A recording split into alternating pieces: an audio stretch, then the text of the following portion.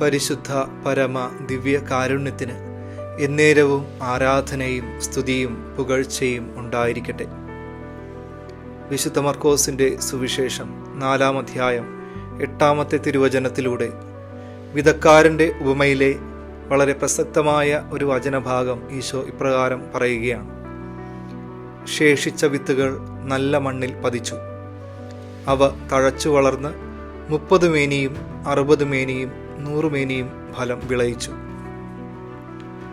ഒരു വിത്ത് വളരുവാൻ ആത്യന്തികമായി ആ വിത്തിൻ്റെ വേര് മണ്ണിൽ ആഴ്ന്നിറങ്ങണം.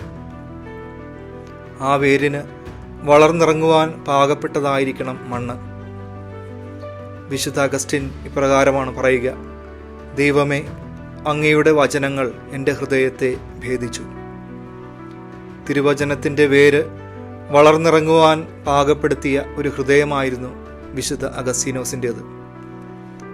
നമ്മുടെ ഹൃദയങ്ങളും ഈശോയുടെ വചനത്തിൻ്റെ വേരുകൾ ആഴ്ന്നിറങ്ങുവാൻ തക്കവണ്ണം പാകപ്പെട്ടതായിരിക്കണമെന്ന് ഈശോ നമ്മളെ ഓർമ്മിപ്പിക്കുകയാണ്.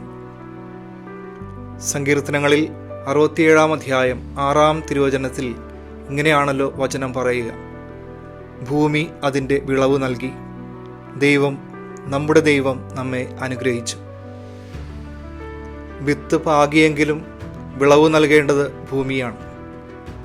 നമ്മളാകുന്ന ഹൃദയനിലത്തിൽ കർത്താവിൻ്റെ വചനത്തിൻ്റെ വേരുകൾ ആഴ്ന്നിറങ്ങുവാൻ, നമ്മളാകുന്ന ഭൂമി വിളവ് നൽകുവാൻ തക്കവണ്ണം പാകപ്പെടുത്തുവാൻ പരിശുദ്ധാത്മാവ് നമ്മളെ സഹായിക്കട്ടെ. ഈ തിരുവചനം കേട്ടുകൊണ്ടിരിക്കുന്നവരുടെ ഹൃദയങ്ങളിൽ ഈശോയുടെ വചനത്തിൻ്റെ വേരുകൾ ആഴ്ന്നിറങ്ങട്ടെ. സർവശക്തനായ ദൈവം, പിതാവും പുത്രനും പരിശുദ്ധാത്മാവും നിങ്ങളേവരെയും സമൃദ്ധമായി അനുഗ്രഹിക്കട്ടെ. പരിശുദ്ധ പരമ ദിവ്യ കാരുണ്യത്തിന് എന്നേരവും ആരാധനയും സ്തുതിയും പുകഴ്ചയും ഉണ്ടായിരിക്കട്ടെ.